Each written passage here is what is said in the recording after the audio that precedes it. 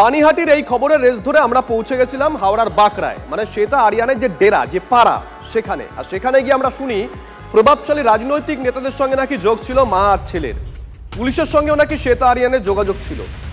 অনেকেই বলছেন পাড়া প্রতিবেশীরা যে সবাই সবকিছু জানতো, কিন্তু কিছু বলতে গেলেই মিথ্যে মামলায় ফাঁসিয়ে দেওয়া হতো। ঠিক কি অভিযোগ উঠে এসেছে শ্বেতা আরিয়ানের পাড়া থেকে, শুনুন। না, কিন্তু এই যে ধরো প্রভাবশালী, এই যে ধরো লোকরা মানে টিএমসির মানে তাবর নেতা তাকে বলে, এমনকি ফাঁড়ির বড় অফিসার থেকে সব ওনার সাথে ওটা কথা।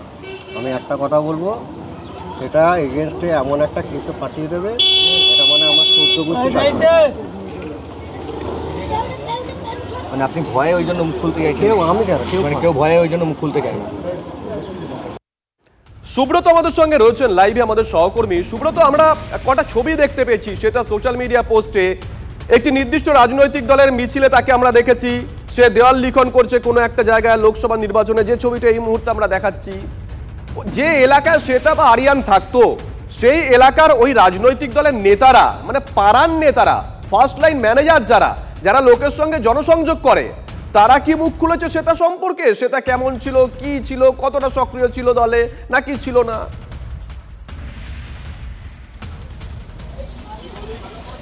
দেখো শুভজিৎ, একেবারেই আমি ওই এলাকাতেই রয়েছি এবং এলাকার মানুষ অতিষ্ঠ হয়ে রয়েছে এই মা ছেলের তাণ্ডবে।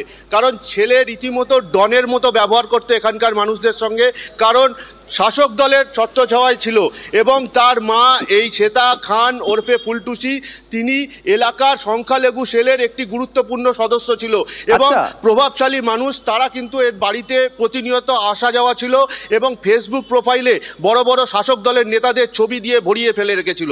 ফলে সাধারণ মানুষ যখনই মুখ খুলতো, অর্থাৎ এই বাড়িতেই পর্নোগ্রাফি বা নীল সিনেমার যে শুটিং হতো, এলাকার মানুষ সে কথা জানতো এবং তারা বিরক্ত প্রকাশ করে বারবার তাদেরকে বারণ করতে চেষ্টা করেছিল। একটু কথা বলো না এলাকার লোকের সঙ্গে, তোমার সঙ্গে রয়েছেন তো তারা। তাদের মুখ বন্ধ করে দেওয়া হতো এবং আমি একটু কথা বলে নেব। এই যে শাসক দলের সংখ্যালঘু সেলের নেতৃত্ব ছিল, এই ক্ষমতা কি খাটাতো এলাকায়? এখানে খাটাতো, কিন্তু আমাদের এখানের যে নেতারা ওকে কেউ প্রশ্রয় দিত না। বাইরের যেসব নেতারা আছে তারা প্রশ্রয় দিত, কিন্তু আমাদের এখানে নেতা, শাসক দলের রাজ্য স্তরের নেতাদের সঙ্গে ছবি দেখা যাচ্ছে ফেসবুকে, ওটা দেখাতো, অন্য যেখানে মঞ্চ হতো সেখানে গিয়ে বসতো, সেখানে থাকতো। সেটা তো আমি আগেই বললাম যে সেটা সেই নেতার দোষ না, গিয়ে এসে পাশে বসলো। পুলিশ প্রশাসন কি সব বিষয়টা জানতো? পুলিশ প্রশাসন আগে থাকতে আসতো, কিন্তু ফাঁড়ির পুলিশ খুবই পেরেশানি থাকতো, একটু টুনুমুনু হলি। আচ্ছা, এলাকার লোকেরা এই ব্যাপারটা যখন আপনারা প্রতিবাদ করতে গেছিলেন, ভয় দেখানো হয়েছিল? হ্যাঁ, ভয় দেখানো হয়েছিল। কিভাবে ভয় দেখানো হয়েছিল? ওই তো মিথ্যে মামলা ফাঁসাচ্ছে, ভয় দেখিয়েছিল মিথ্যে মামলায় প্রতিবাদ করেছে। আমার বন্ধুরা ফেঁসে আছে, 25-30 জন মিথ্যে মামলায় ফেঁসে আছে। এইরকম যে একটা সেক্স র্যাকেট চলতো, পর্নোগ্রাফি বা নীল সিনেমা শুটিং চলতো, আপনারা তো জানতেন? হ্যাঁ, জানতাম। প্রতিবাদ করেছিলাম। কারো যাতায়াত ছিল ওই বাড়িতে? নির্দিষ্ট করে সুব্রত জিজ্ঞাসা করো, নেতাদের কথা বলছে, কারো যাতায়াত ছিল কি? একেবারে দেখো, প্রভাবশালী লোকেদের বা নেতাদের যাতায়াত ছিল? হ্যাঁ, ছিল এ বাড়িতে। কারা নাম জিজ্ঞাসা করো না, কাউকে চেনে কিনা? 9টার সময় আসতো, ভোরে বাচ্চা চলে যেত। কারা আসতো জানা গেছে? আমি চিনি না, আমার সাধারণ ছেলে আমরা। দেখো, আমি একটু আগেই কথা বলেছিলাম বেশ কয়েকজনের সঙ্গে, তারা বলছে এই শ্বেতার বাড়ির সামনে এই যে মাঠ, এই মাঠেই কিন্তু প্রভাবশালীরা গাড়ি পার্কিং করে রাখতেন, রাত্রেবেলা আসতেন এবং এই যে রাস্তা, এই রাস্তা ধরেই কিন্তু শ্বেতার খানের বাড়ি, অর্থাৎ আরিয়ান খানের বাড়ি, এই যে ফ্ল্যাট তুমি দেখছো, এই ফ্ল্যাটেই কিন্তু চলতো ওই সেক্স র্যাকেট বা নীল সিনেমা শুটিং বা পর্নোগ্রাফি। এবং মানুষজন যখন এর প্রতিবাদ করতো, বারবার তাদেরকে ভয় দেখাতো, কখনো পুলিশ দিয়ে, কখনো প্রশাসন দিয়ে, বা কখনো রাজনৈতিক ক্ষমতার বলে। অর্থাৎ শাসক দলের ছত্রছায়া যে একদম পরিষ্কার। একজন বলছিলেন, সুব্রত একবার ওনার কাছে যাও না, উনি বলছিলেন লোকাল কোনো নেতা প্রশ্রয় দিত না, অন্য নেতারা প্রশ্রয় দিত। সরাসরি জিজ্ঞাসা করো না, সরাসরি জিজ্ঞাসা করো কারা প্রশ্রয় দিত। একেবারে শুভজিৎ, দেখো আমি আরেকবার যাওয়ার চেষ্টা করব।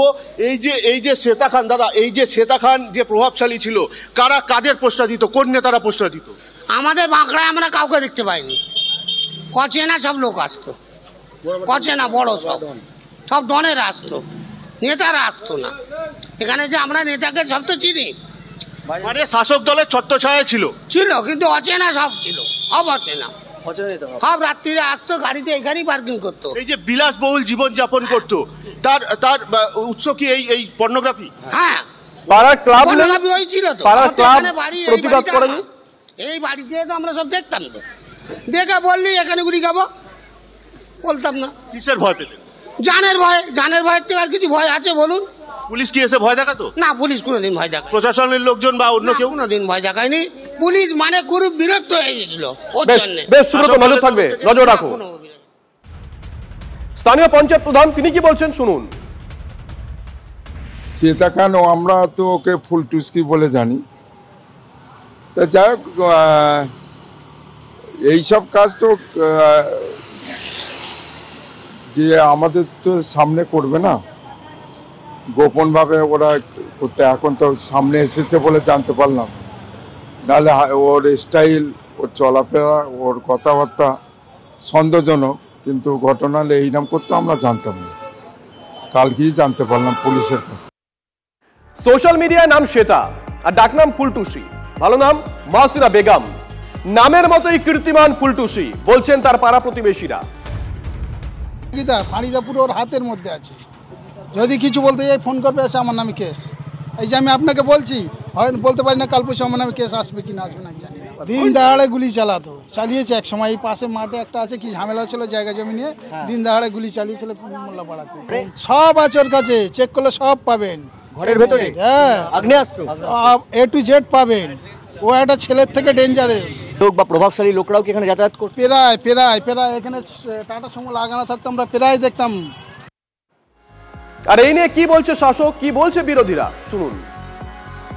বাংলায় গত 8 বছর 10 বছরে আর একটা যে অর্থনীতি ভয়ঙ্করভাবে বেড়েছে, ভয়ঙ্করভাবে গজিয়েছে, তা হচ্ছে পর্নোগ্রাফির অর্থনীতি। এবং আপনাদেরকে বলছি, আপনারা বিশেষ করে কলকাতা সংলগ্ন এলাকাগুলো কি একটু দূরের মফস্বল শহরগুলোতে হাইওয়ের ধারে যে নতুন করে ব্যাঙের ছাতার মতো করে গত কয়েক বছরে যে লজগুলো গজিয়ে উঠেছে, দেখবেন বকলমের 90% হচ্ছে বিভিন্ন তৃণমূল নেতার। এলাকায় পঞ্চায়েত দখল করে, পুরসভা দখল করে কোটি কোটি কামাচ্ছে, তাই দিয়ে বিভিন্ন জায়গায় লজ তৈরি করছে, বিভিন্ন জায়গাতে ডান্সবার তৈরি করছে। এবং সেই লজগুলো, সেই ডান্সবারগুলোতে এই পর্নোগ্রাফিক সিনেমা শ্যুট করা থেকে শুরু করে একেবারে প্রস্টিটিউশন, দেহ ব্যবসা চালানো, তার কাজে ব্যবহৃত হচ্ছে। মানে রাজনীতির বাইরের সামাজিক কোনো অভিযোগ, সমাজের মধ্যে বহু ভালো কাজ হয়, আবার কিছু খারাপ বদমাইশ লোক আছে, বিভিন্ন চক্র কাজ করে, তো সেগুলোকে কমিয়ে আনা হচ্ছে, সেখানে পুলিশ প্রশাসন ব্যবস্থা নিচ্ছে। খারাপ ঘটনা অবশ্যই খারাপ, কিন্তু সবসময় তার সঙ্গে পুলিশ প্রশাসন বা দল এগুলোর কোনো বিষয় নয়। কিন্তু অভিযুক্ত তরুণী মানে মহিলার সঙ্গে ছবি দেখা যাচ্ছে তৃণমূলের বিভিন্ন। আরে তৃণমূল একটা বড় দল, তার সঙ্গে যারা আছেন, তো কে কোথায় সমাজে কার সঙ্গে মিশছে, কি করছে, তার উপর দাঁড়িয়ে তো গোটা দলের বিচার হতে পারে না। এটা কোনো কথা হলো? প্রধানমন্ত্রী নরেন্দ্র মোদীর সঙ্গে এমন ব্যবসায়ীদের ছবি আছে যারা দেশের ব্যাংকের লক্ষ লক্ষ কোটি টাকা লুট করে বাইরে পালিয়ে গেছে। তার মানে কি নরেন্দ্র মোদী লুট করেছে নাকি লুটের ভাগ পেয়েছে? কোনটা বলতে চান আপনারা?